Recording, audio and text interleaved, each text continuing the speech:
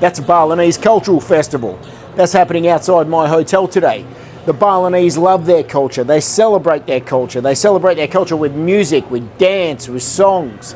Why is it that their culture is perfectly fine to do that, but your Australian culture is offensive to everyone? And your Australian culture has to be defined by multiculturalism now.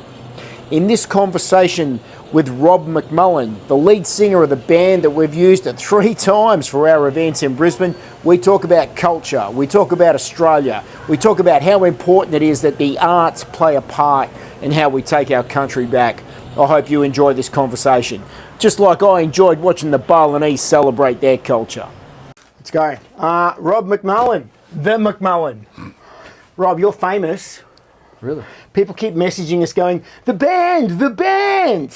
It's been pretty cool. People liked it, hey? Yeah, they do, Yeah, man. we had a fun day. And so you did the 31st of August event as part of our organisation team, 19th of October and Australia Day. Yep. All 3 so far. All 3. How you feeling? It was a fun day. People I've always felt like we need to inject some culture, inject some energy into the events, and I think we've definitely done that successfully. I think you sure did. Yeah. Changed the paradigm almost, right? Yeah, well, I mean, the way it came about is I ran in 22 for UAP, and, I'd only moved to Brisbane up from the Gold Coast the year before that, so I sort of met people in Brisbane in politics. Yep. And what stood out to me is that people on the conservative side of things can be very dry. They talk policy, they talk ideas, they talk ideals, they talk philosophy in fluorescent lit boardrooms with nothing really going on. And a lot of the ideas are great, the people are great, but the vibe can be a little bit of a buzzkill sometimes. And, as we know, with a lot of the lefties and that, they capture people's emotions very well, and they do that with music and art. Yep. They don't necessarily worry about rational, logical arguments. They do emotional programming, and they like to, like auto association in the brain. You know what I mean by that? Yep. So one thing I put up the other day is like an auto association in the brain is, if you burn your hand on the stove, your brain goes, oh, it makes a little rule, and every time you go near a stove again, your nervous system tightens up because your brain's remembering. Yep. It's made that association with a stimulus. And I noticed in a TV show the other day, and I posted about this, there was some evil, psychopathic, like we want to profit from destroying the world type characters in this show, and then they started saying things like, the government needs to be run like a business, it's up to us, we need responsibility, personal responsibility. Was that Fallout? Yeah, it was. Yeah. But this stuff stands out like Yeah. crazy to me now, and that's what they do, is they, in popular media, they program these auto associations. Yeah. Where, so your average person just watches the show, they don't know anything about politics, but you're like, when you hear someone like you or I say, look, the government needs to be fiscally responsible, in their brain, like the stove, they're like, you're that evil psychopath. You guys just want to nuke the world. Yeah. Or you're greedy and you don't care and all this sort of stuff. So that's how they do business, unfortunately. And so I thought, well, Man, they weave that stuff in everywhere. Because I actually enjoy the Fallout series. I was looking forward to season 2. Yeah. And I saw that. Yeah. And I was like, oh, that guy's not actually incorrect. Except they've spun that into, let's nuke the world and make money out of it, Yeah, but even if I don't have to go to that much detail about the actual theory, the fact is you just get the unlikable evil people to say the stuff that we say. Yeah. And then people are already pre-programmed by the time they hear us say it. Yeah. And so then I started thinking, well, what's the flip side of that for us? And I started thinking, well, culture allows people to feel their identity. It's not an intellectual, it's not getting down the weeds about, what is an Australian, what isn't a blah, blah, and all these intellectual arguments. It's a way to feel like an Australian. Sure.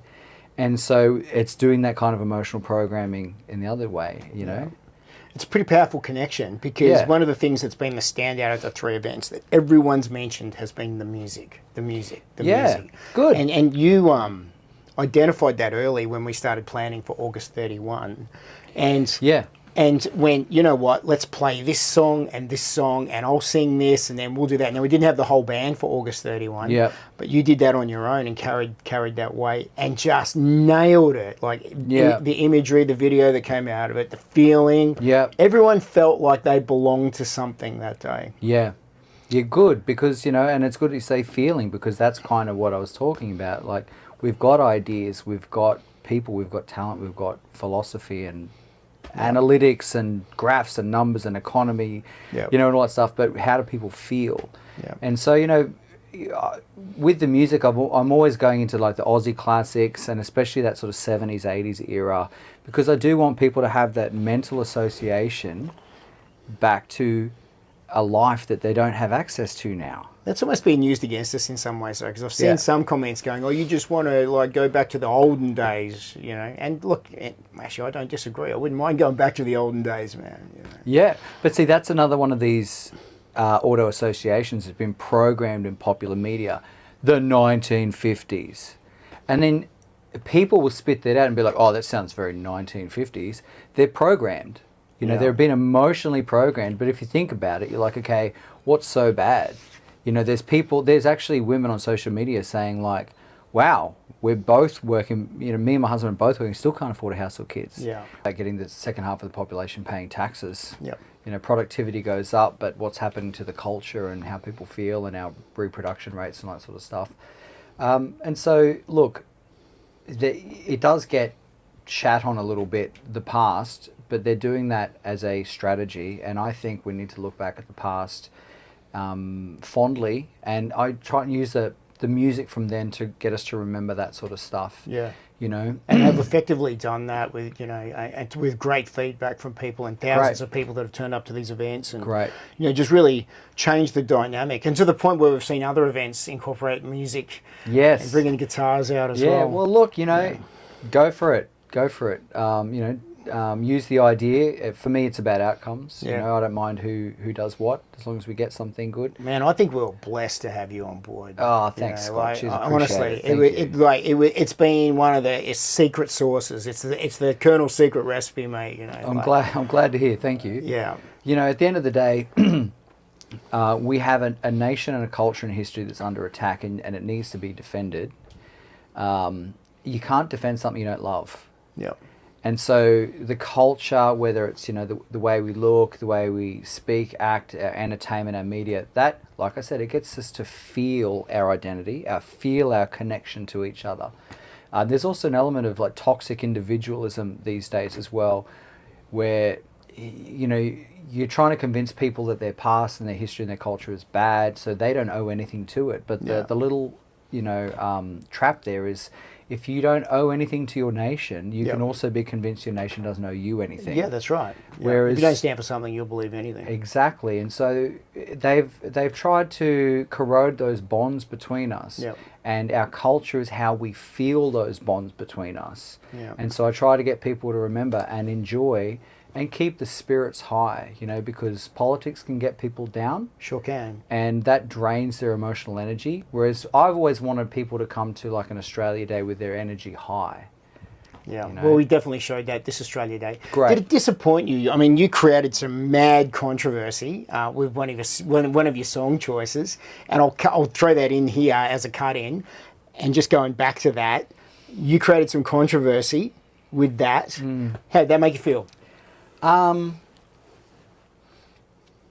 It's kind of funny to make waves to that degree. Yeah.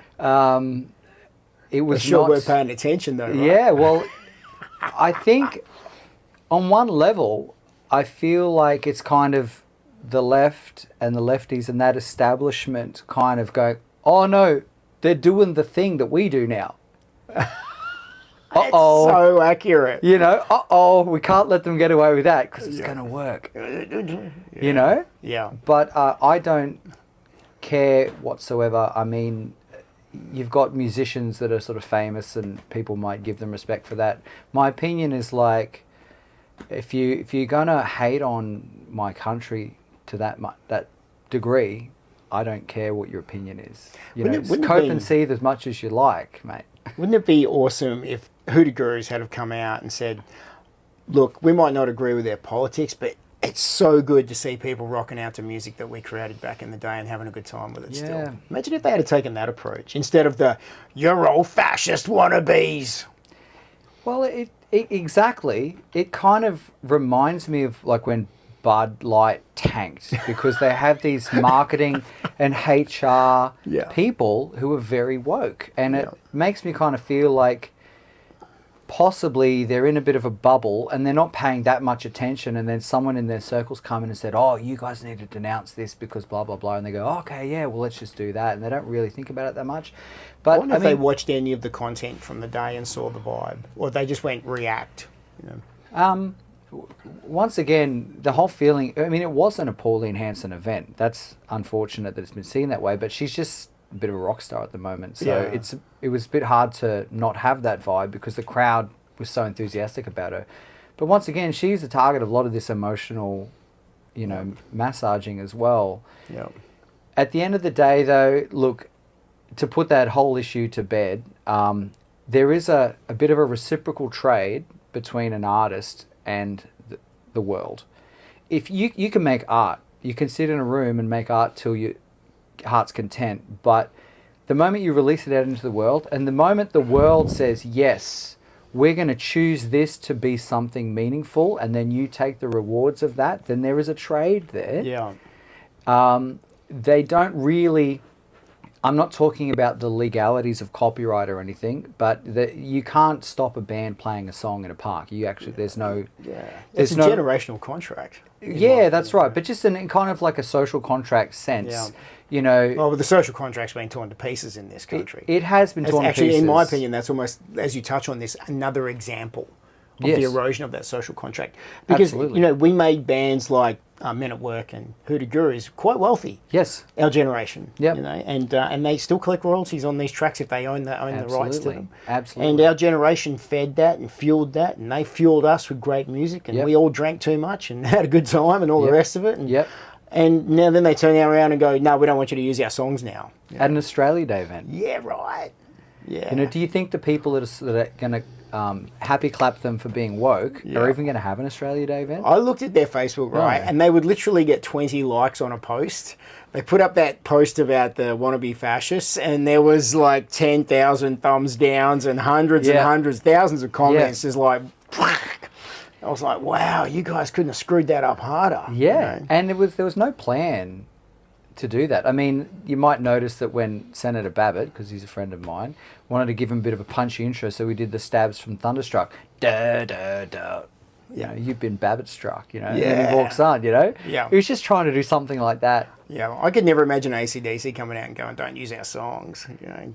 The thing is, artists can always just stay out of it. You know, it's art. It can just be for everybody. Yeah, I you think don't have to get political. I remember seeing an interview with Elvis once, right? It was in the 70s, and they asked his opinion about something political, and he said, I'm not going to answer that, man. Yeah. I literally sing songs. Yeah, that's something else. I'm not going to need to. You don't need to.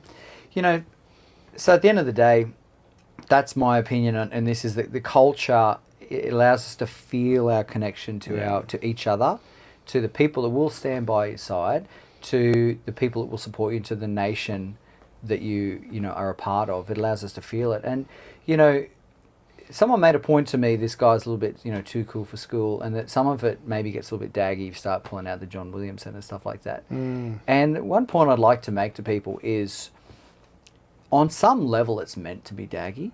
Yeah, good point. It's actually meant to be, because that is a signal that you're not taking yourself too serious. 100%. And that you can actually just get on with something, you know, singing Waltzing Matilda with your mates or whatever it is, True Blue. Yeah. You know? Yeah. If you can humble yourself to participate in your national products, you know, on some level it's meant to be a bit daggy. Sure is. The other song that stood out that was John Williamson that came out first and said, don't use True Blue, right? Yeah. So 1, 2, 3 songs so far that we've played pretty heavily.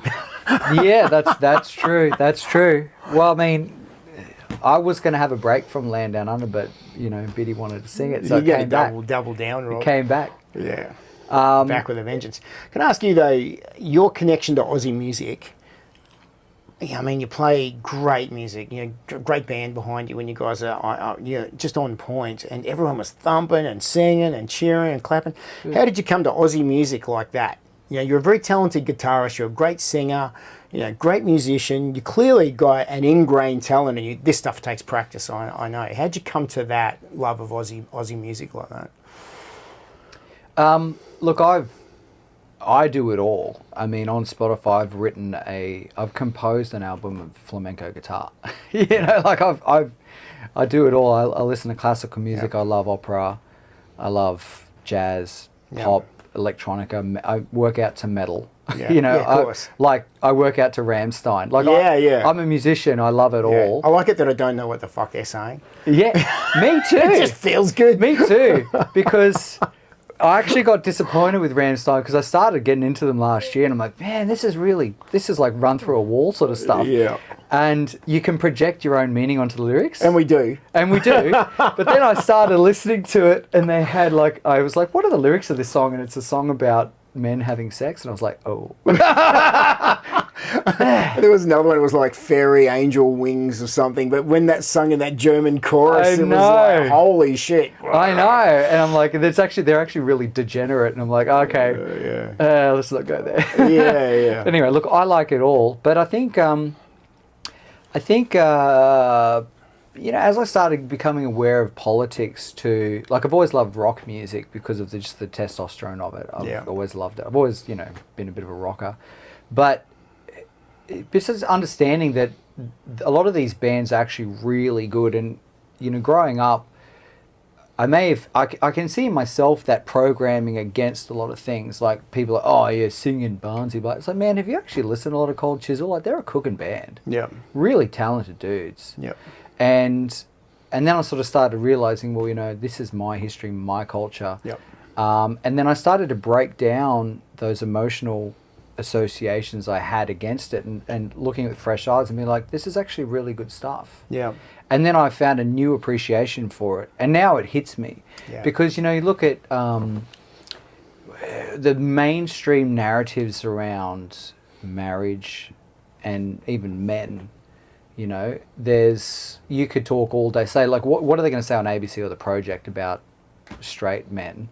Toxic. Yeah, all that sort of stuff. Cis. Yeah, cis. Hate that fucking word. I know. There's all this sort of negativity, but then I pull out working class man. Yeah. And talk about crafting a cultural narrative. He's working hard to make a living. Yep.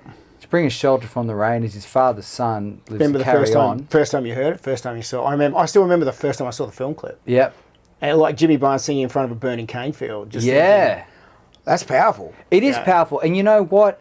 To take this home for me, my mother's family, one of the first people that settled in the Tweed Valley, and my grandfather, who passed away a couple of years ago, would tell me stories of 8 hours a day bending over, manually cutting cane. Yeah. And I was like, man, this is a heroic story for my family, for my ancestors, my history. Yeah. And working class man, even those three words, right, alone tell you that this is a guy who's raising his family, he's working hard to make, he's doing ticking all the boxes, That's right? it. Yep. Just hoping for a little bit of comfort at the end of the day. Absolutely. And hoping for a few cents left in his pocket once he's paid the bills, mate. Mate, and to think that there are these elitist people that live off our taxes, they don't even produce nothing, they produce warfare against us. Yeah, that's asymmetrical warfare. Asymmetrical. They are paid to deconstruct our identity, our culture, our bonds, and to think that they have such a low opinion of the working class men that they rely on. Yeah, it's actually heartbreaking. And when you really go into it, I get quite emotional about it. Yeah, for sure. And so, for me... Well, so do a lot of other people. That's why they turn up for the events, right? Exactly. That's why they're engaging with what we're doing. Exactly. But that's what I feel like when I sing it in front of a crowd of thousands of people, is I'm like, no, this is the narrative we need to remember. This is the stuff we need to remember. You're also... music is time machine, right? Yep. And so, but you're also grabbing that bit from the past, bringing it to the future. There were kids at that event on Australia Day that will remember dancing in the park to those songs. Yes. And take that forward, right? Yep. Another generation forward again. That's pretty cool. It is really cool. And you know what? In the music sphere, I've noticed that nothing really significant has come out the last 10 years. Even when you do play gigs and events for people, it's still the classics. Yeah. You know, That's what they want to hear. It is. Come on, don't the girls that want to hear R&B twerky shit? You know, well, that's true. There is a lot of that, but there's a big peak of that in the 2000s, and so you know, early Beyonce, Nelly, that sort of stuff. It's still that, but there was that cultural wave, but it goes back there. But as they get older and then they start having their kids, you know, they start going, oh, I really like that music that Dad used to play, and then it starts meaning something to them. So there is that sort of stuff. There's this really throwaway party clubby sort of stuff, but there's something about the music we're talking about that, you know, it is our culture and our heritage. And even the young people have never heard it before. They sort of grow up and then they sort of latch onto it. Yeah. I actually don't think it's going away. Interesting. Yeah. What's the first Aussie rock band you ever saw play? Because no doubt you've seen some music in time. You're not that old, I know, but I mean, the last 10 years have been a pretty dry, barren desert for Aussie rock music, right? Oh, look, it really has. Look, I've been doing gigs since I was 15. Yeah. And so for me, it's more been a process of having to learn stuff for gigs. You know, Yep. working with older musicians that go, here's the 40 songs you got to learn for the Yeah. weekend. Yeah. And I'm like, oh, okay. And so I've gotten into it that way. Yeah. I've been on events with, you know, Daryl Braithwaite and Jimmy Barnes and stuff, and I've seen them live, you know, stood next to them as they did their thing, you know, open for them or stuff like that. It's great to see him, yeah. I mean, look, Barnes still getting around. I know, right? He's still smashing it out. Saw AC/DC in December. Yeah, in Suncorp. yeah. It was killer. It was killer. Yeah, what was it? Do you remember an earlier time or an earlier band? Not really. No, look, not really. I was a musician, you know, from my teenage years and obsessed with doing my own gigs and doing Yep. my own thing. And then I went to the conservatorium, and then I sort of, like I said, it was probably mid-20s. I started losing a bit of elitism. I learned. Yeah, right. Um, that came through those institutions. the learning Absolutely, institutions. absolutely. Yeah. Yeah, there's a huge elitism there. It's all, you know, poo-pooed. Yeah. So no, I don't think I got into it early. I got into it later, you know, Yeah, as I right. started sort of maturing. I was lucky enough to graduate year 12 in 1989. I was 17, right? So I'm clearly showing my age. But I bought a ticket to go and see the Angels play live in Geraldton in WA at a pub gig. Yep. And look, I would have been 6 feet away from Doc Neeson, sweating and singing and screaming and like, you know, just like the whole thing was just that, like, holy cow, this is as good as it's going to get. Right. You know? Yeah. You know, 17 years old, not even old enough to be in the pub. Yeah. And you could still get away with that in the bush. And, I didn't have that experience. Man, I was so lucky I did. Yeah. I was so lucky Yeah. I was a Gen X kid that was raised in the 80s and was a teen in the late 80s into the 90s. Yeah. So I got to see some great live music, you know. Some of the bands you were playing, you know. Great. But it hit me in the guts. And when I hear you play that stuff, it's like you take me back, you know. Good, this was a good. good time. Good, well, that's what we want. Didn't That's feel what we like a want. stranger in my own country.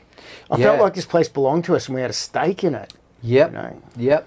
That's right. And it is very powerful to sort of tell people, like, you don't know anything to your country. You're an individual. You do what's good for you. But as you get older, and quite frankly, life gets more. You have more responsibility. Life gets a bit harder. You're like, oh, actually, you do need a country. Yeah, you you do do. need a community. Yeah. You do need people around you. You actually do need people who care about you. Yeah. Wait till, you know, something actually happens in your life, and then you start.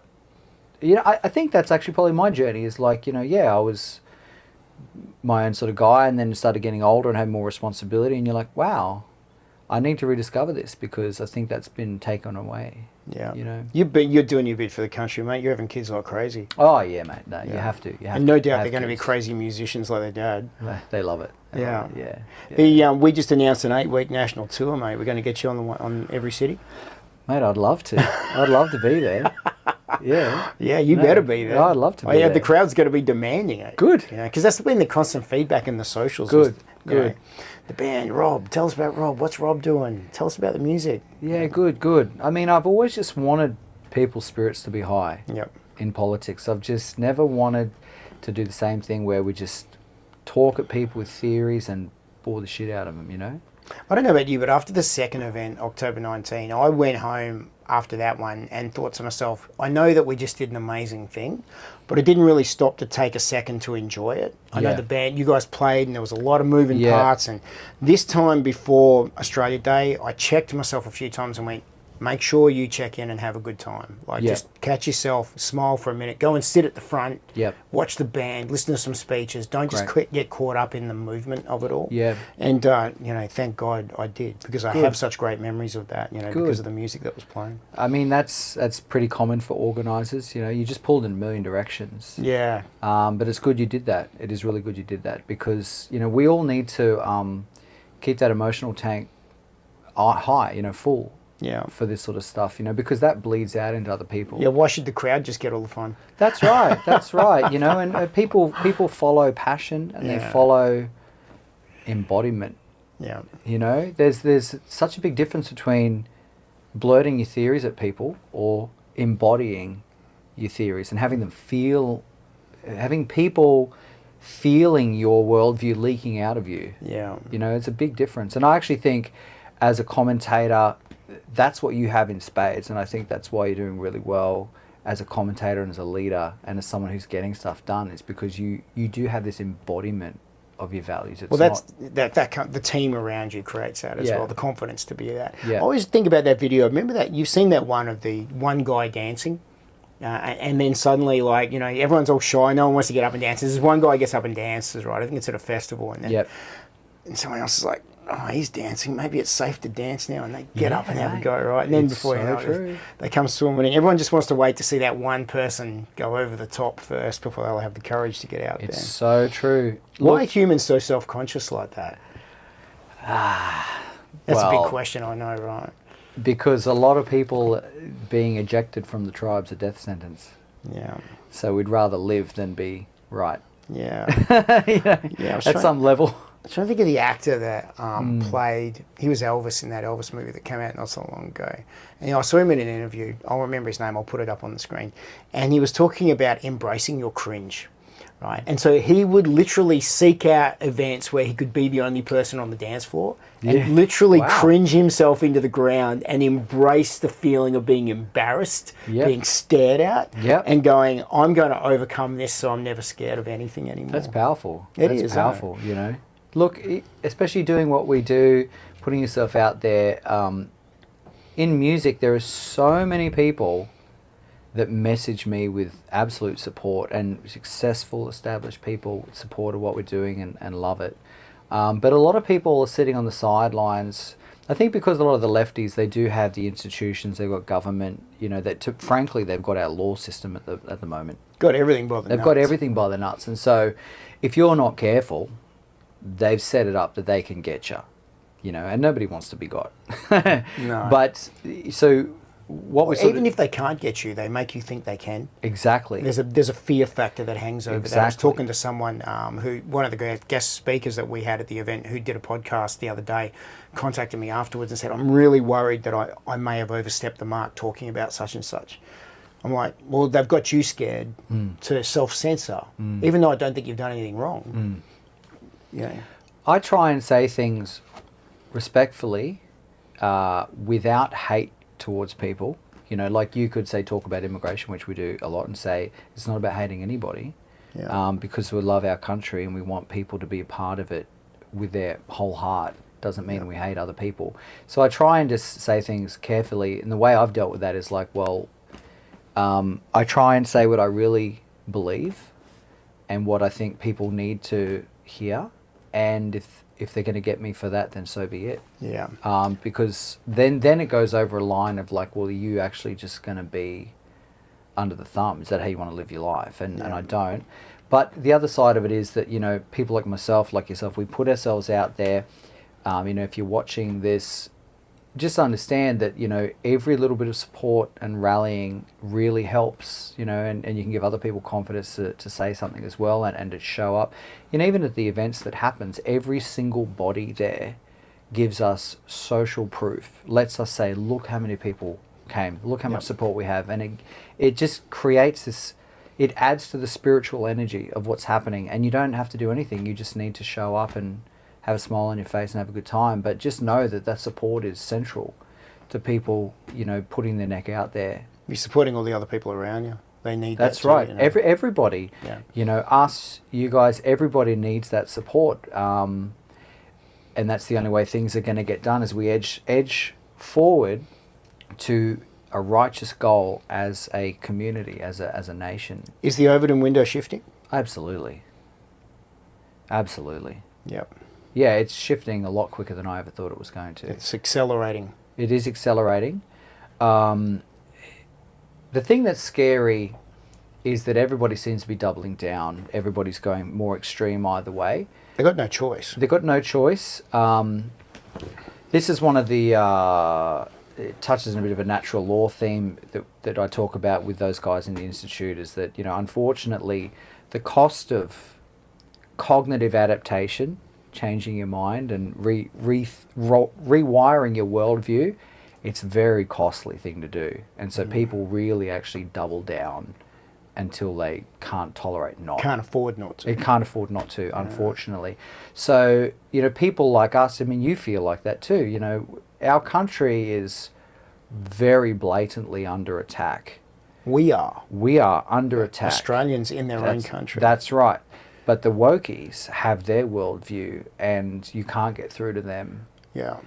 They've been programmed to see things a certain way. They drank the Kool-Aid pretty hard. They did, yeah. But but when you were going through the elitist musical institutions, you probably leaned a little more into that as well. I mean, I knew growing up, I grew up in a left-leaning family. You know, that rubbed off on me. It took me a few years to shake through that, and it probably wasn't until I started working for myself that I went, hang on a second, something's not right here. You know? Well, the incentives shifted. I mean, for myself too, you know, running a music, being a musician is a completely free market. So you have to understand those incentives. A lot of musicians kind of put themselves in this weird position where they hate capitalism or the market, but then they're in a capitalist market, you know, with their own talent being their primary capital. They're self-employed, right? Yeah, that's right. Yeah. And so they're kind of shut down, or that's a whole other conversation. But so the incentives line up. But look, even since I was young, I've always been the sort of person where it's like, if something didn't make sense, like, I can't ignore it. Yeah. You know, like, I've just got that brain where it's like, I need all the little loose ends to tie up. I need all the loops closed. I need things to make sense to me. And that's probably why I did get into natural law, is it allows me to defend my worldview down to quantum physics. You know, I could, you know what I mean? It's just like from the basic principles, well, this is what's happening. You've mentioned natural law a couple of times now. Can you give us an overview of what that is? And I know you're involved with the Natural Law Institute. Yeah. Yep. Yeah, I mean, I don't do the work. I'm a spokesperson for these guys. They need people like me to just explain what they're doing. But it's a think tank. They look at a lot of all the science that comes out and just, you know, have recommendations, policy recommendations and that sort of stuff, working with AI. The whole idea behind natural law is that there is an order to things. And a natural order. There is a natural order to things. There are natural laws of the universe, and those things flow down into people and the way we need to live. Yeah. And ignore that at your peril. History's littered with it. That's right. So in a little bit of an overview is that, like, I talk a lot about entropy and energy. You know, entropy is the idea that through time, you know, things leak out of structures and it goes to chaos. And so if you look right from the bottom, like life, the process of life is a hierarchy of energy being captured within stable structures. So, going too fast? No, go on. Keep going. So, I've got it. Energy coalesces into matter. Yep. Obviously, matter into molecules, molecules into chemistry, into biology.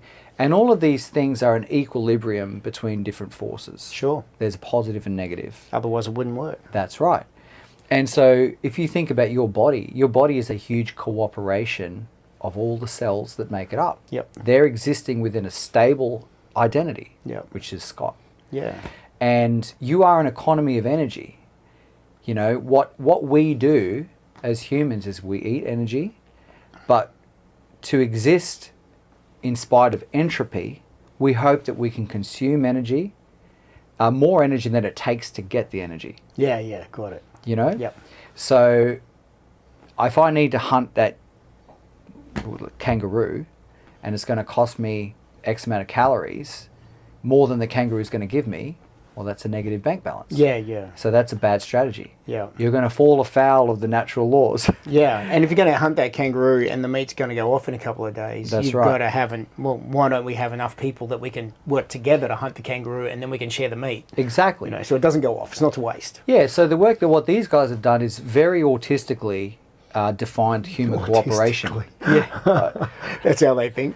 It is. Yeah. No, like these guys are literally like, oh, we're on the spectrum, so we need guys like you to talk to guys like you to explain what we're doing. Yeah. And so if you think about like once we go to energy, chemistry, biology, matter, organisms, you are a cooperation. Well, I mean, what we do as human beings, the division of labor, we cooperate to get greater returns on our expenditure of energy. Yeah.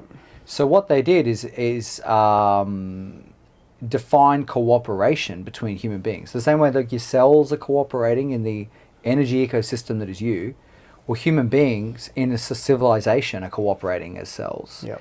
And what they've done is gone, well, there's reciprocal cooperation, and it's big checklists, because the whole point is they wanted to put it in AI and automate law. Right.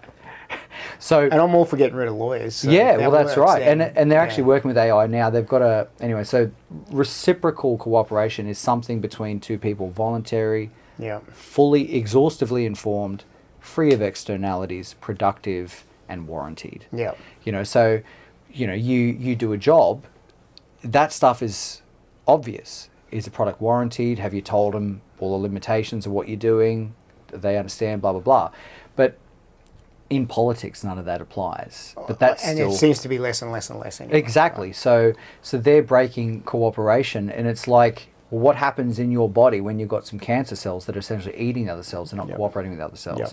The structure dies. Yep. So that's kind of the way I think about our civilization, is that... Our structure is dying? Well... It's out of whack. It's definitely being consumed. Yeah. It's being consumed. So non-reciprocal cooperation between people is like a cancer cell eating the other cells, not finding a win-win, not existing in the structure. Because the whole thing is like, can we keep getting these returns on energy? Yeah. If you want to have a Star Trek-like future, that's all massive stores of energy. Yeah. In the same way that, like, say you want to go down to Canberra, well, you hop in an aeroplane. The aeroplane is made by the division of labour through millions and millions of people all doing their things and cooperating along this big chain of thing.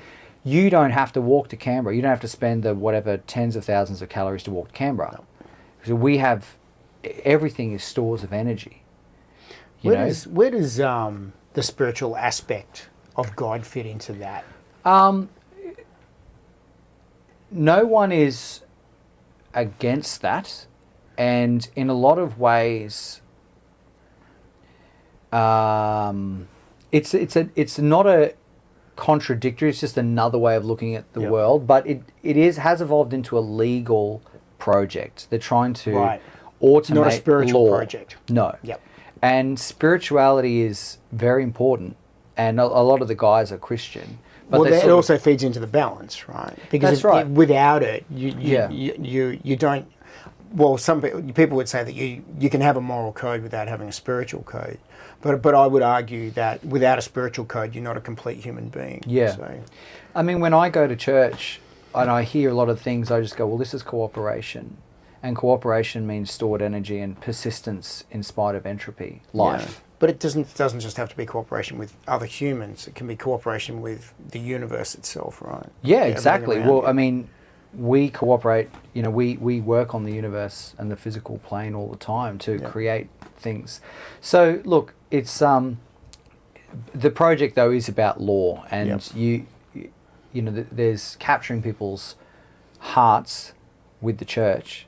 But then there's the big gavel saying, thou shalt not do these things to other people. And that's kind of the realm they're trying to do. What do you think their ultimate goal is then? What will be the end project look like? Oh, for the natural law? Yeah, for natural law. Yeah. So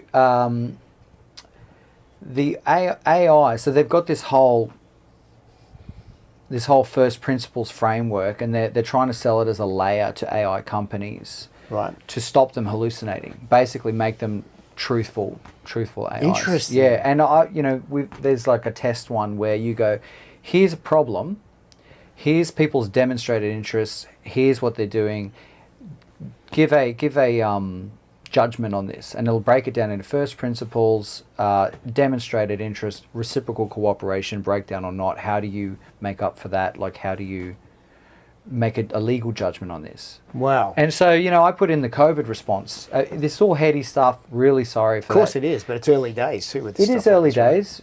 I mean, it helps me in a lot of ways. So one of the things that spat out to me when I talked about the COVID response is that what they did is sanction people, and based on no evidence of someone actually having done harm to anybody, just vague statistical probabilities.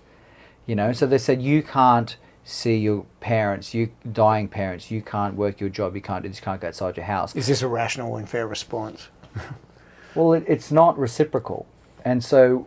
the trade-offs, the cost benefits, right? Yeah, You know what it's you mean just by reciprocal? reciprocal is, for want of a better word, it's what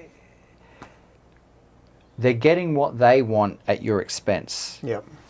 At your expense. It's not moral. Yeah. So if morality, They told you they were keeping you safe. yeah, well, they tell you a lot of things, but so I guess what the point of they're trying to say is, if you want to maximize cooperation in society, if you want to have society flourish as much as possible, reciprocal cooperation is the gold standard. Yep. But we've got a bureaucratic class which is extracting from us. Yep. They're not acting with us reciprocally. They're not cooperating. They're extracting from us. So does that mean impartiality is lost? So bias creeps in, Yeah. which affects the outcome. Well, it's their self-interest at the expense of ours. Yep. So everyone's got self-interest, and you want to find a win-win. Yeah. They don't find a win-win with us. They basically go, we've won power. We are going to assert our incentives at your expense, and if you don't like it, you can suck Well, shit. suck it up for another 3 years. Well, that's why I often describe us as tax cattle and them as the blob. Yeah. And the blob extracts everything it can from you because you are tax cattle to them. That's right. And so if you want society to be as healthy, wealthy, and good as it can be, you don't make people cattle, because they will... This is a... Well, also don't have a blob. Don't have a blob, yeah. It does tie into the market sort of stuff too, because if you say, well, a lot of these people's ideological spending, like if they had to be accountable to the people they're getting the money from, they wouldn't be able to do it. They wouldn't be able to get away with it, yeah. So they're using systems of power to basically oppress people. Yeah. I'd love to see what running the Bondi scenario through that model would come out with. Because I saw a really good interview, and I've mentioned it a couple of times. I'll spit it out and I'll send it to you. John McGowan, you follow him on X. Yep. Wrote a piece about how after Bondi we internalised the threat, whereas a lot of other countries have externalised terror threats. As for example, when Israel was attacked on October 7th, what did they do? They bombed Gaza back to the Stone Age, mate. They externalised the threat. When America was attacked on September 11, they invaded Afghanistan and Iraq. They externalised the threat. What did Australia do when we were attacked at Bondi? Internalised it. Yes. That was our response, was to find ways to curb your freedoms and crack down on the enemies of the state that they perceived at the time. And what I'm sure it will say is that it'll say that not every people group is equal, and not every ideology is equal, and this is just as much empirically a fight between two other ideologies that are not Australian. Yeah. And so once again, this is the blob using their ideology to oppress us. Never let a good crisis go to waste. That's right. So yeah, it is in that sense. Look, I'm looking forward to seeing what it says. I'll send it to you. It'll give it in very precise language, but it's going to give language to how you feel about it, which is you feel ripped off. Yeah. Yeah. But once you get into the systems of law and making a legal argument, you can't just go, I think this is ripping me off. I don't like it. You need Yeah, a legal judgment from first principles. Put a link to that in the comments as well, Yeah. so other people can read it. Yeah, if that's all right. I'll do that, and I'll post it. But so it's about creating very structured legal arguments about all these sort of things. And then coming up with the best outcome possible. Yeah, that's right. Yeah. And so look, a lot of what's happening with the lefties is that they have a worldview which is doesn't map to reality. No, it's way out of whack. And instead of because paying, it feels. That's They right. sold you the feels. That's right. How dare you? Yeah.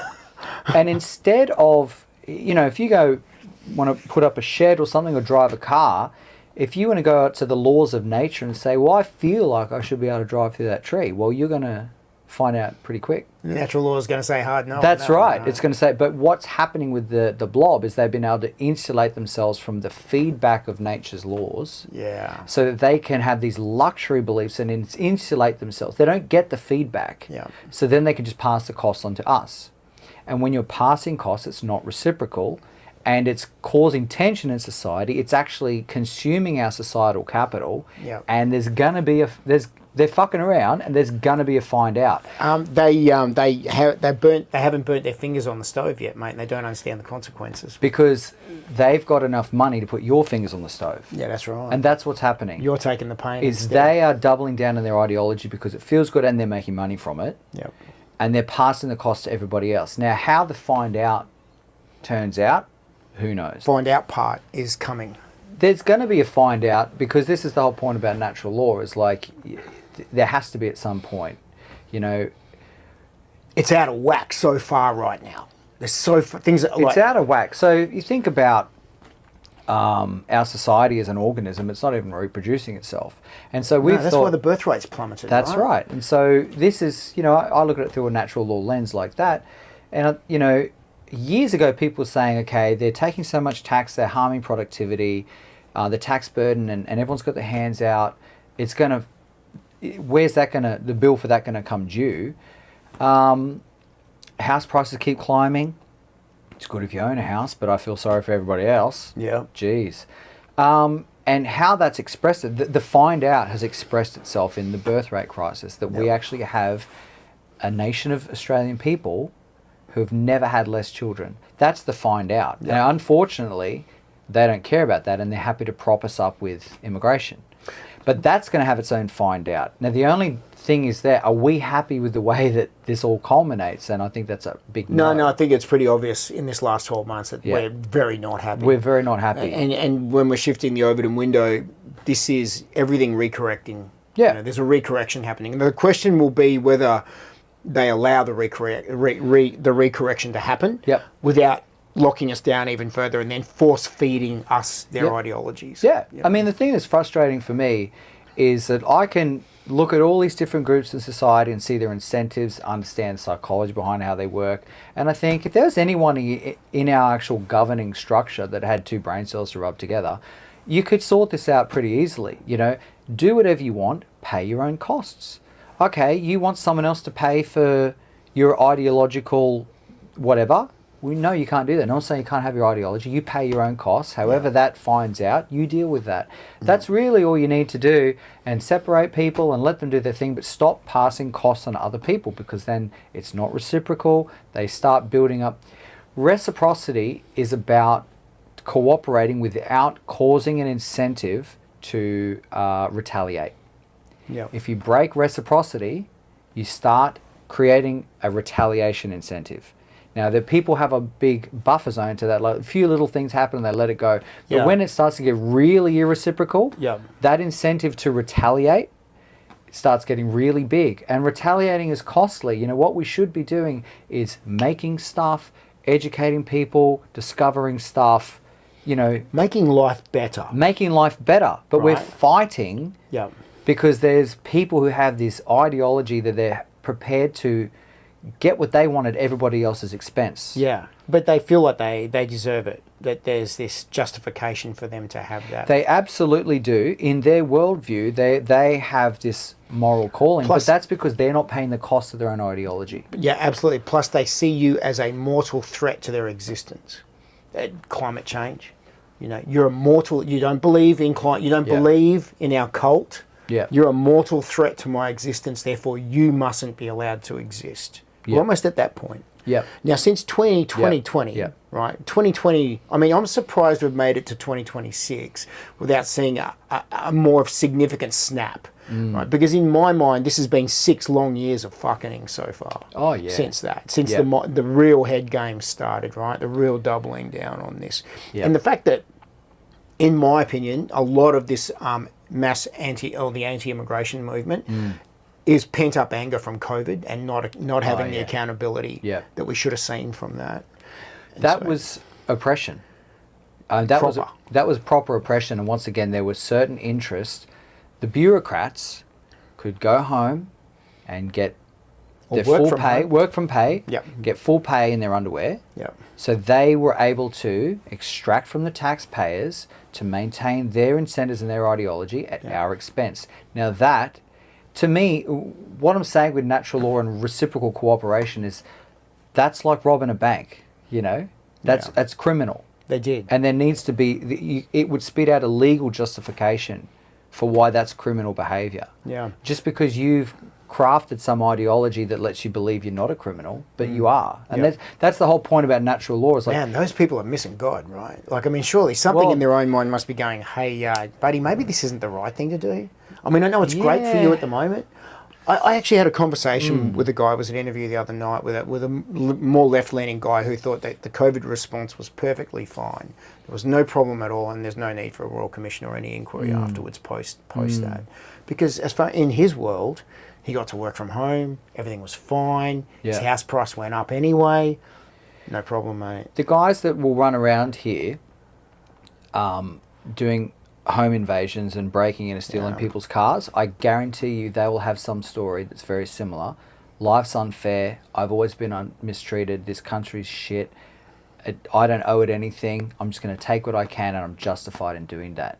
There's always some story Yeah. that allows people, but this is the problem is most people can't tell the difference between morality and their self-interest. Yeah, good point. That's what the real problem we have is. Yeah. And once again, with natural law, the project is to go back. Let's go from the first principles of existence, life, biology, cooperation, society, and build right up. And we go, well, actually what morality is you have your incentives and you have yours, and reciprocal cooperation is what is moral. If you're not doing that, that's immoral, that's criminal behavior, and it needs to be legally punished. And we're putting it into an AI to spit out these arguments, you know. And then you help make better judgments. I mean, this is Yeah, this that's is what, right. this is why tools like this are being built. I know people go, oh well, you know, you just want AI to run the planet potentially, but hang on a second. I can take a 64-page document from the HIA about new codes of practice and all this sort of stuff, and in the building industry, punch it into chat, and go write me a 1-page brief on this, so that it just saves me the time and gives me a more more detailed understanding on the way I learn. Yeah. Instead of me having to sit there and try and digest 64 pages. Yeah, you know? AI is incredible. It's No, going to so be a huge tool. I'm not scared of what you're building there, especially if it improves these things, right? Yeah, it's a truth and reciprocity framework to put in there. So it gives it all the background work and goes, well, according to,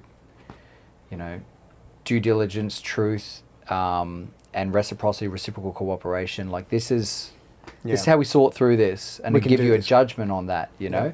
And Do- so what do- it is said- it replacing elder statesmen who had great brains and wisdom? Ooh, Because I mean, if Yeah, you think it's about it, kinda right, like that, even yeah. the legal system itself, like we would trust a judge when I was growing up, or trust the, people that had made it into these leadership or societal leadership positions. The elders of the village, I guess you could say. Yeah. We don't really have those people that we trust anymore. no. They're pretty much they've been Yeah. captured themselves. They have, yeah. Or they're just gone completely. Yeah, that's right. Yeah, absolutely. I wonder if that's a different way to think about it. Yeah, look, there's a lot of science that contradicts the mainstream narratives, but I don't believe anything the mainstream says anymore. yeah, I mean the famous clip of David Leyenhelm interviewing these ladies who come in saying, "Well, we need this government intervention because women are not being paid as much as men, and it's oppression." Oh, man, that's the entire Marxist shtick. Yep. Is what is the result of rational incentives and hierarchy? Yep. Is they call it oppression. Yeah. So, but what I do is go, well, where are the rational incentives here? So, what we mean by that is, like, say you run a coffee shop and you just got the best coffee around. I had this exact conversation with somebody who said, oh, there shouldn't be billionaires. I said, well, look, if billionaires had done something wrong, 100%. But if they've done nothing wrong and they're a billionaire because of that, then who are you to say? I said, it's like telling someone they can't be that hot. Yeah. Like, Don't it's not up to you. And so he said, well, what's a rational incentive? I said, well, a rational incentive is, say you run a coffee shop and you just make the best coffee. Yeah. And people love your coffee. It's whatever you've done, it's just so good. Yeah. And you make $1 billion selling it. Well, that's your money is a representation of all the value you've created to people. Yeah. But the Marxists will come along and say he's hoarding wealth. Yeah. We need to take it from him. But that's because that's what he wants to do. Gina Reinhardt. That's right. Yeah. And so in the same way, like, but you no go one says into, Simon Holmes a Court and Mike Cannon Brooks. of course not, because it's ideological. Ideologically, they're fine because they're virtuous. That's right, because they're on our team. Yeah. Like that clip is him saying, well, you telling us that women aren't paid as much as men. Have you looked at the hours worked? Why would we do that? Yeah. Like, but these are the people that, once again, have taken... So we have basically a Marxist cult of not super bright people running our institutions, our government, and our just laws. Layering on more problems, regulations, rules, compliance. It was the Productivity Roundtable that was hosted, I think it was August, September last year. Yeah. And one of the submissions to that was with regards to the National Construction Code. And obviously, you're a muso, I'm a builder, right? And I'm always looking at, well, how are they trying to fuck us even harder in the building industry, right? Because they just keep finding new ways. Yep. And the question was put to the guys that had worked on the National Construction Code project, that whether any productivity had been taken into consideration. Yep. Productivity in the new rules that were coming through. And they all sat there blankly and went, what do you mean? Like, why would productivity matter? Well, what happens if you write the rule book so hard that you can't actually deliver a fucking house? They don't consider That's where we're at. Because they're not that bright, and they just go, oh, you're in business, you're a money tree. Yeah. It's never ending. But this gets into, once again, they're insulated from nature's feedback. Well, they've got a house. or they've got a house, that's right. It doesn't matter now. You might say, okay, I've got a house, my family's fine, but outside that circle, there is more nature's feedback out there, which is, on some level, you need to care about if the people around you can afford houses too. Damn right you do, because there's You do. I've said it before, as an old African proverb, that if you don't give the young men a seat at the fire, they'll burn the village down for heat. Absolutely. 100% the truth. And we're seeing that now, because those fringe ideologies are getting more chaotic. Absolutely. Yeah. And so once again, this is the whole thing. There are laws of nature. There's a structure to being an organism that can survive entropy and decay. And we should take those, we talk about it in a lot of depth, but we should take this stuff into account.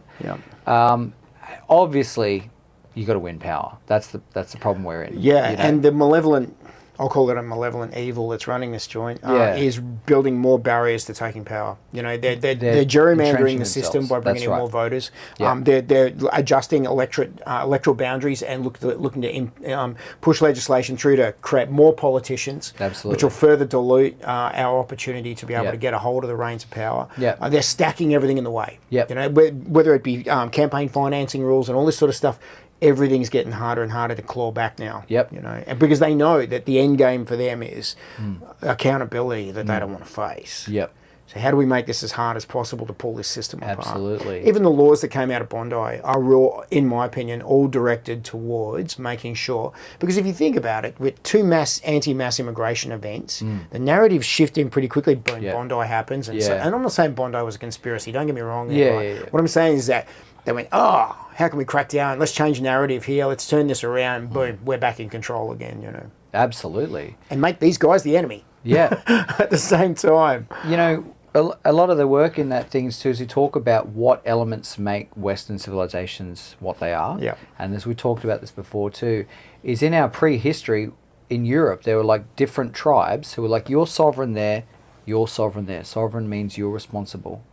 In all your different tribes, but we have an agreement to defend each other against them. Against them, Against the Mongols or whatever.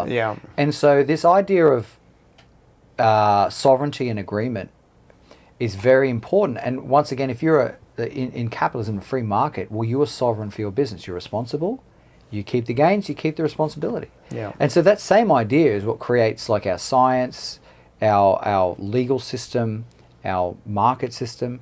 And so even the Westminster system is adversarial. We're supposed to be able to have an opposition is meant to say no. That's right. And even if you don't agree with it, debate the position to defend the no position. That's why we have debates. Exactly. We're supposed to be able to debate our different points of view. Nothing makes me sicker than bipartisan support. Oh, it's disgusting. Nothing makes me sicker than when you say to a lot of these people, this is my perspective, this is my worldview, this is my demonstrated interest, and this is my incentives. And they say, well, I don't need to listen to that because that sounds evil. They just wrote you off. And you're like, wow, okay. So you're not listening. Yeah. So we can't debate. We can't find agreement. Yeah. We can't agree. Yeah. The implication there is that if we can't agree and you're not interested in finding agreement with me, then the only outcomes is I end or you end.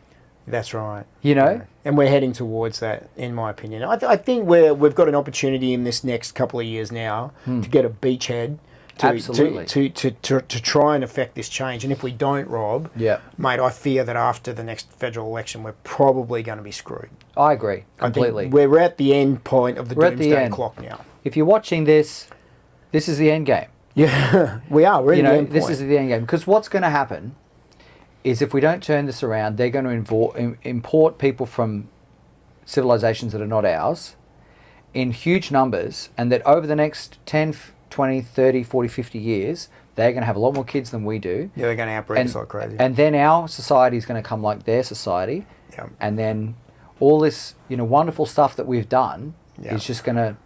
But all the wonderful stuff we've done is toxic and terrible. That's right. But Rob, if we don't let them in, who's going to pick the cotton? That's right. That's right. It's a really unusual argument, and plus there's some backdoor shit that we've discovered that's going on, like visa entries from the subcontinent to New Zealand, and using New Zealand as a pathway to Australia. Yeah. We just saw Spain turn 500,000 illegals into citizens, so now there's a European pathway into Australia. Yep. All men are created equal, but not all cultures are the same, in my opinion. Well, look, the problem is that they want to double down on ego. I mean, people want to come to Western countries because, and this gets back to the storytelling stuff too that they do, is that we have, if you talk to someone like me and I can break down all the little things that go into why Western countries are wealthy, and that agreement thing, adversarialism is one of the foundation, but there are a lot of other reasons why. Yep. And we can explain those very well. And once again, the natural law guys is like, here's the big book. If you want to reproduce this, have at it. That's the recipe for civilization. Go. Yeah.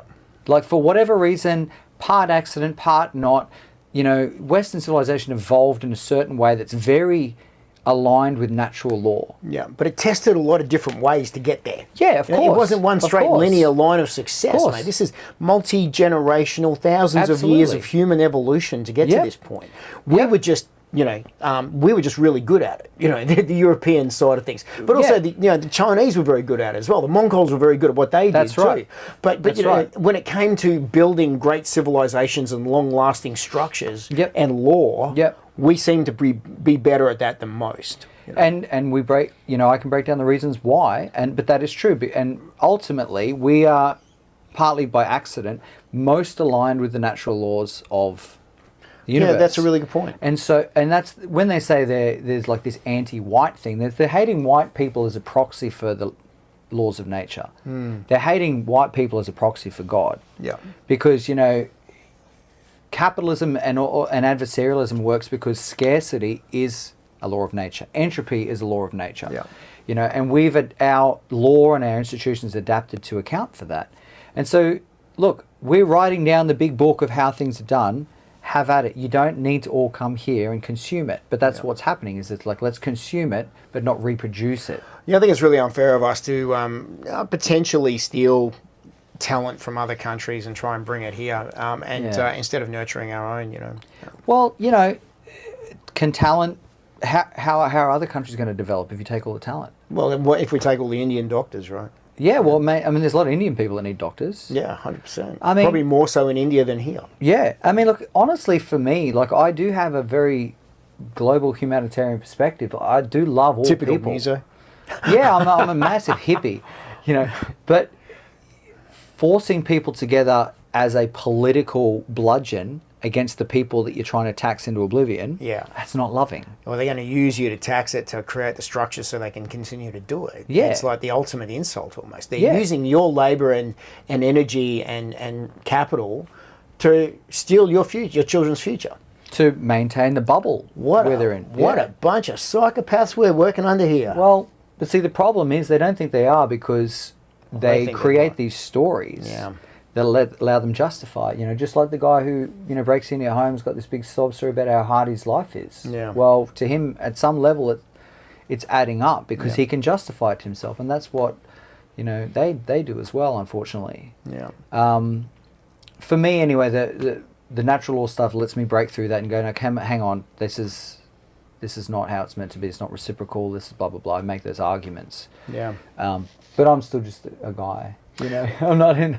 We got a few more minutes before we wrap it up, but I just Yeah. want to ask you, Rob. You've run for the Palmer Party before. Oh, yeah, yeah. You ran as a candidate. Yep. I want to touch on this if you don't mind. You've met Clive. Yep. You know Clive. I'm not going to ask you to speak ill of Clive. Clive's come out in the last 24, 48 hours in Australia and, you know, kind of said, "Oh, I'll buy the National Party." You know, he tried to buy one. Tried to buy One Nation. He tried to buy Rennick. Clive does really unusual things. Can you give us any insights into what we might see happen here? I don't know why Clive does what he does. I don't. He's, you know, when you talk to him, you know, I've you know, obviously, spoken to him in person many times and spoken to him on Zoom many times. He's quite a warm character. Yeah.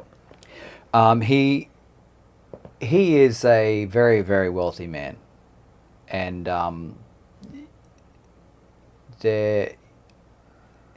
he's very warm, and he sees himself as an Australian.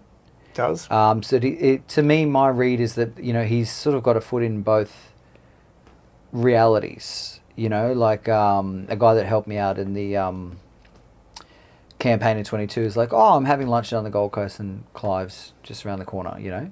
He's a couple of tables over. I said, "Well, you know, he's a good guy. Just go say I helped out Rob for Griffith," and he just said, "Yeah, thanks a lot for your help. Really appreciate it." He's a warm guy. He'll compliment you, you know, if and it's sincere. In the other way, he is a very wealthy man, and there's certain level that he's existing in there. Eccentricities? No, he's just you know, he just exists in that reality a little bit as well, and you can feel it.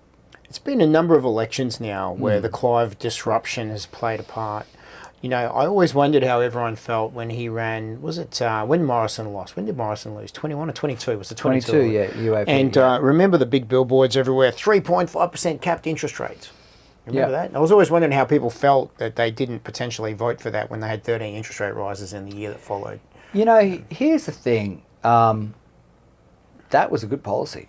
Damn in good hindsight, policy, right? I mean, people who lost their homes would have probably been going, "Damn, I wish we had that policy." I don't know why he didn't get more support, and people say, "Oh, that would cause inflation." So, what I went on ABC Radio and I explained this sort of things. There's a whole suite of policies. He's in mining. He wants to up the royalties on iron ore. He wanted to do a whole bunch of things which should kick-start manufacturing. He said, "You know, I would love to invest $100 million in upgrading our 100-year-old steel manufacturing technology." But, you know, the government's just not allowing those opportunities to do that. Dude, you can't even get a permit to build the shed. Exactly. So he's Let like, alone you know, build a smelter. Yeah. So, I mean, from his perspective, he's like, I've got money, I run businesses, we could be a manufacturing powerhouse. I mean, he said in Canberra, before the last election at the National Press Club, he said, you know, we're selling iron ore to China at $90 a tonne, and then they're manufacturing, we're buying steel off them for $3,000 a tonne. Yeah. I would love value add on. Yeah, I would love to throw $100 million in upgrading our own steel manufacturing, and for us to be selling steel at $3,000 a tonne. Yeah. You know, so I've always had a very pleasurable experience with Clive and everyone around him. They're all lovely people. Yeah. And obviously Senator Babbitt is a great guy. Yeah. Sue Ellen, who was the head of the party, she's a lovely lady. So it's very professional, very courteous. and he's a very warm fella. Yeah. But I'm not. There was talk with Jared Rennick and there was talk with Pauline. I'm not privy to any of that, so I don't really know how it went down. No, and anything's possible in this climate, politically and financially. Possible. I don't know who might have been putting ego before outcomes. I don't know any of that stuff. I know my experience, and I have genuinely believed. Look, the Trumpet of Patriots thing, I was like, this is cringe. And I was like, I'm not doing that. And they actually asked me, and I said, okay, because one thing that we on the right probably lack is loyalty. Yeah, good point, actually. And so I thought, I'm going to show loyalty, because I had a great experience with Clive and everyone around him last time. And he did get quite a lot of traction, I think, when you appeared up from 22. Yeah. There was a lot of support. And so I thought, out of loyalty, I'll do this. Yeah, what's Lambie's a Clive legacy, right? Yeah, that's right. Yeah, from the first time round. Yeah. He has been a big player, since 2013. He spent over $100 million on Australian politics. He could have bought Channel 7 and Channel 10 by now. This is what I say. This is why I say I don't know why he does what he does. Yeah, and I guess you think with that sort of money, there's a lot of things you could do. And so suddenly he appears in the media. He starts throwing some things out there. The media loves the clickbait. Yep. There's structures forming now. Things like the ALG. Yes. Things like natural law, for example. Things like this movement we're doing with Australia Marches. There's dynamic things happening with really talented people. Yes. That are younger, understand this ecosystem a little better, can process information faster and pivot on that. Yep. And oh God, I'd like to see someone like Clive go, I would rather support these structures that are building something towards where I agree with, that would get a better outcome for Australia, as opposed to being the face of the marketing campaign. Yep. Well, look, I've already decided that if they do ask me to be involved for 2028, that's exactly what I'm going to say. They say, would you want to? If they said to me, would you want to run? I'd say, well, it depends. What's the plan? Yeah. What are you trying to achieve? Clive's going to lead the team. What do you want to do? Yeah. And then I would say to him, look, after the last couple of elections, I think if it's genuinely about outcomes, I think supporting some of these other groups is going to be a winning strategy in a lot of ways. Yeah. I don't think the billboards with Tucker Carlson really were effective. I think within a certain bubble that was cool. Bubble. But outside that bubble, I don't think people really know who Tucker Carlson is. No, they didn't get it. And then the Trumpet of Patriots. Yeah, see. He still got a lot of votes. There were a lot of people who go to the polling booths and be like, oh, red, blue, that Trump thing, that's pretty crazy. Let's vote that, He still got like 5% nationwide. That's nuts. Yeah.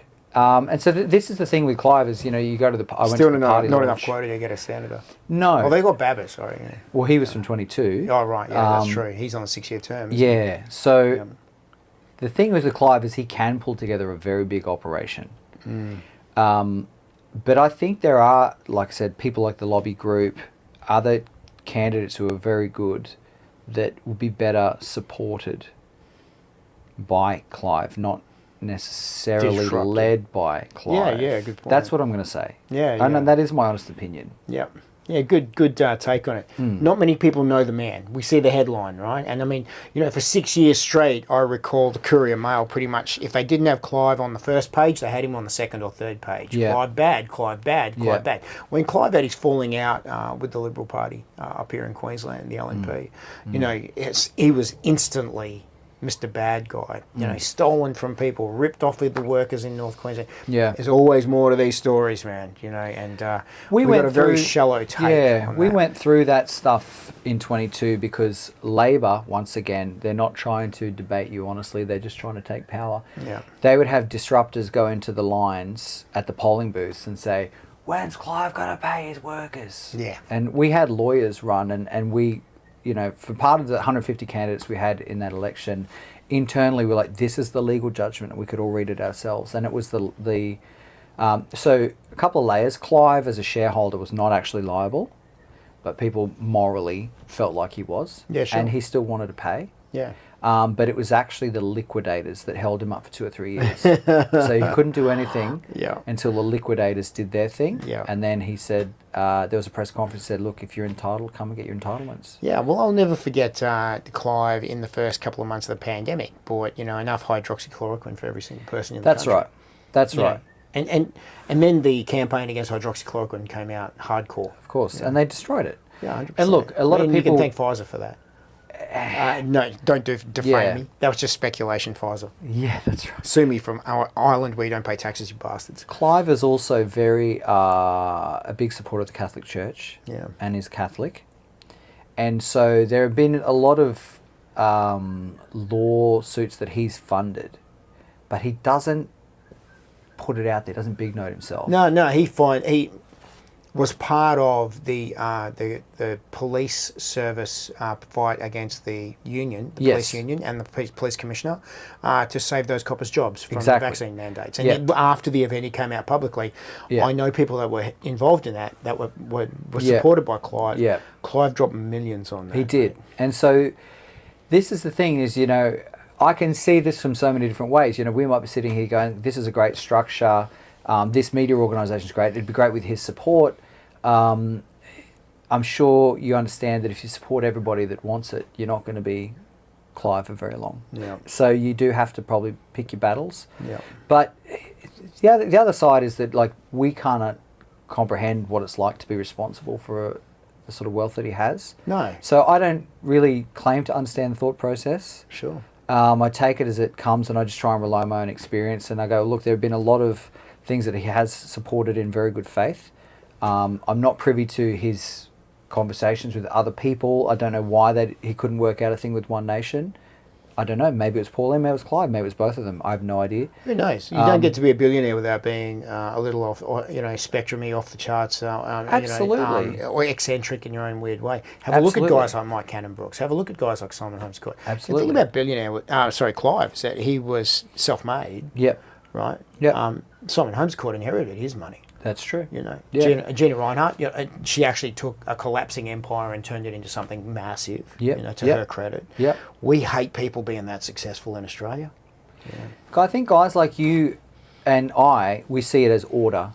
We see it as structure and hierarchy, which is actually good. Yeah. That's the thing is the lefties can't, because they don't like structure and hierarchy, because they're not forward-facing nature. They also recognise that there's a 0.001% of people that can do that.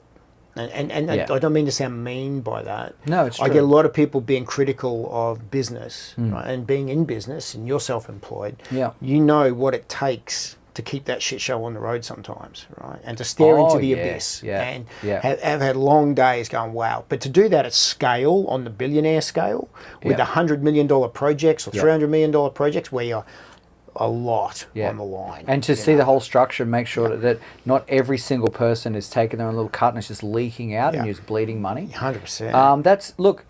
Say I'm a musician, I sung Thunderstruck at Australia Day, and it's like, that's pretty high, man. It's pretty up there. Yeah. And I'm like, there's not many people can hit those high F sharp, high Gs that Brian Johnson does. Yeah.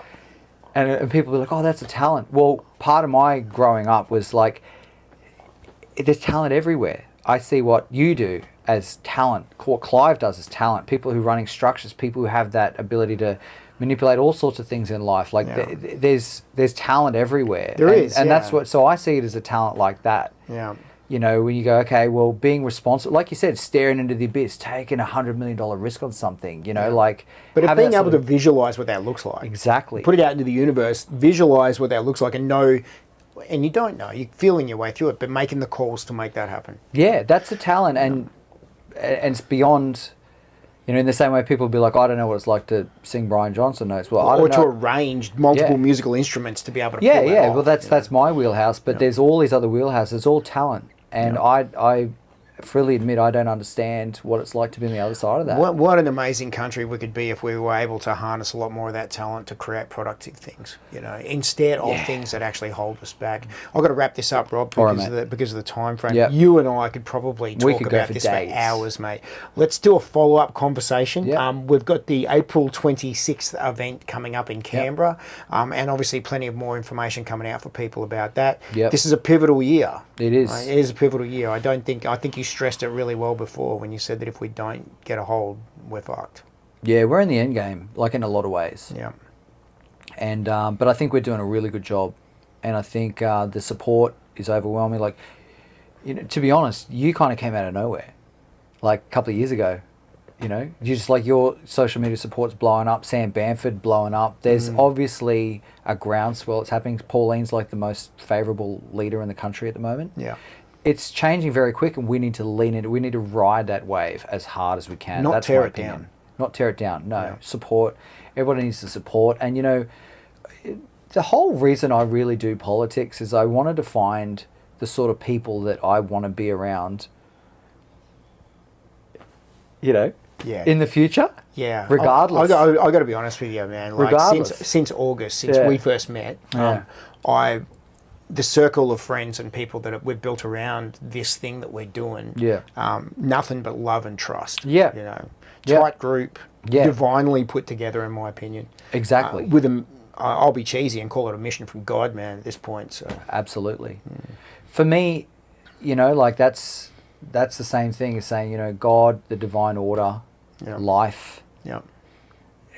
In a lot of ways, we are fighting for that same thing. Yeah. Yeah, I think that there's a reordering of the universe. I was in Canberra yesterday. I'll just quickly touch on this. Walking around Parliament House with Lachlan and getting the ALG presence out there, meeting senators, meeting politicians. And I felt like I was in a video game surrounded by NPCs, non-player characters. Yeah. I really did. I really looked at around a lot of these people. They seemed soulless to me in many ways, that were there performing a task. Yep. And I thought, there's very few people that you meet that have a real passion for our country and our people.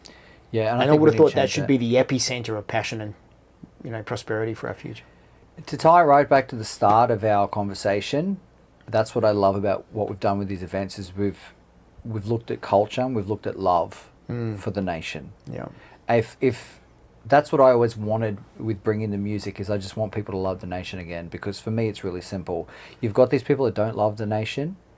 They're just, like I said, NPCs going out for themselves, going through the motions, taking what they can get.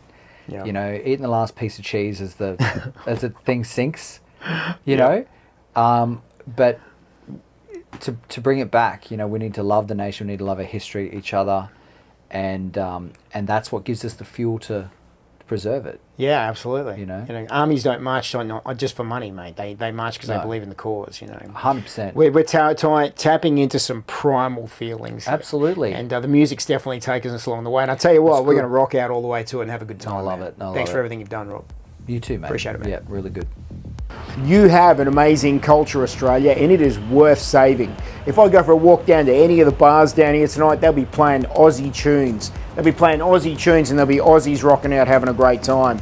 And we are not ashamed of our culture anymore. We're taking the country back. If you've enjoyed this, don't forget to like, share and subscribe.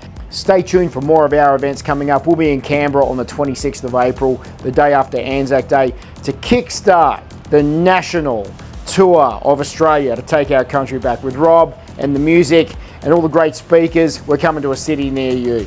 Let's take our country back. 2026. It's time to put Australia first.